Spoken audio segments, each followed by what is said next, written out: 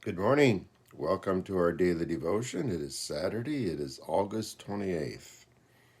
I was sitting here thinking how many video messages I've done just in the past, since the pandemic started, even just how many thousands of messages that I've given on online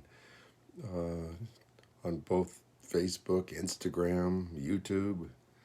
Uh, in my prayer time this morning, I was saying to God, I want to go out like Paul did, where he fought the good fight all the way to the end. And I was asking God, I hope he still has, that I still have value to him, that he can still use me.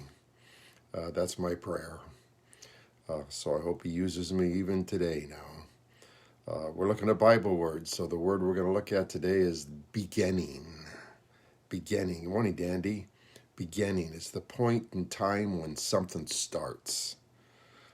You all know when you begin, it's your birth date. Now, granted, you were still in your mother's womb for 9 months prior to that, but when you actually came into Earth on where we could see you was on your birthday. But when did everything else begin? I'm going to give you a little lesson here this morning. This always boggles my mind, so I decided to talk about it. In John 1, it says, in the beginning was the Word, and the Word was with God, and the Word was God. He was with God in the beginning. But when was that? When was the beginning? It was with him, but when was the beginning?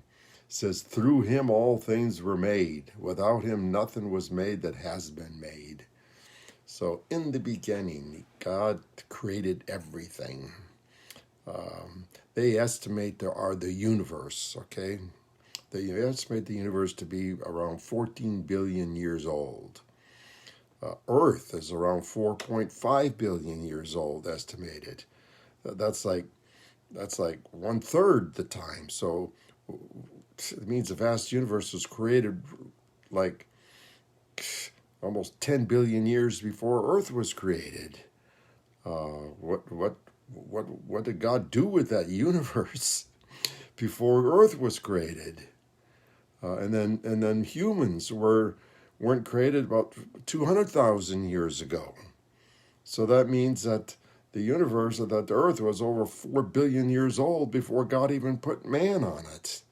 What did God do with the Earth before he put us on it?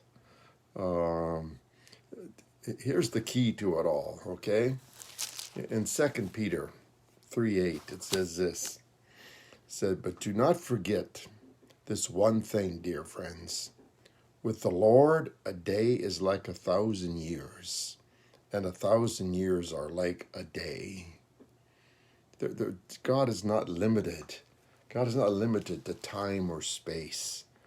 When Jesus left the earth, he was immediately in God's presence.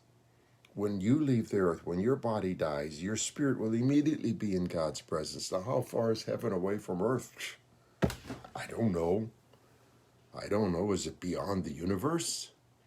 Is it beyond our universe, which is zillions and zillions of miles and billions of light years? Just think light travels at 186,300 miles per second.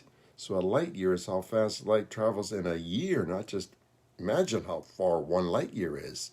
And planet, our universe is billions of light years away. How long would it take man to travel that distance?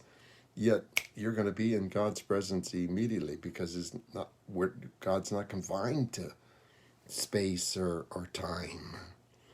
But what amazes me the most, and I know that our minds will never grasp it, but where'd God come from? Where was the beginning? He had no beginning. No, I know our minds can't grasp that. We can semi-grasp the fact that we're gonna live forever, that there's no end. You can kind of grasp that in eternity. Good morning, Dandy. Good morning, Beth. Good morning, Marcy. I mean, think of this. You, Dandy, Beth, Marcy, you're gonna live forever, forever and ever. There's no end, going to be no end, going to be no end, and it's either going to be with God or without God, but no end. But God, this awesome, incredible God that we believe in, had no beginning. Now, our minds can't grasp that. It's impossible, impossible. But boy, do we serve an awesome God. All these other people in the world that serve other gods, Allah and Buddha and all the other gods that they serve, they're in the grave. They're serving and worshiping a dead God.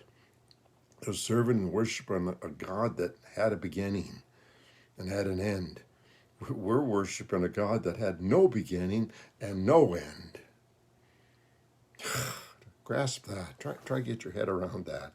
This is going to be a short devotion this morning because I just want you to just dwell on that. How awesome is our God that he has no beginning and no end. And then how awesome is our God that he's given us that incredible gift of having no end. No end. I mean, think of that. John, think of that, John. You have no end. There's going to be no end to your existence. No end. Forever and ever and ever. Oh my, try to grasp that. My mom lived to be 102 years old. And everybody was like, wow, your mom lived that long? What's that?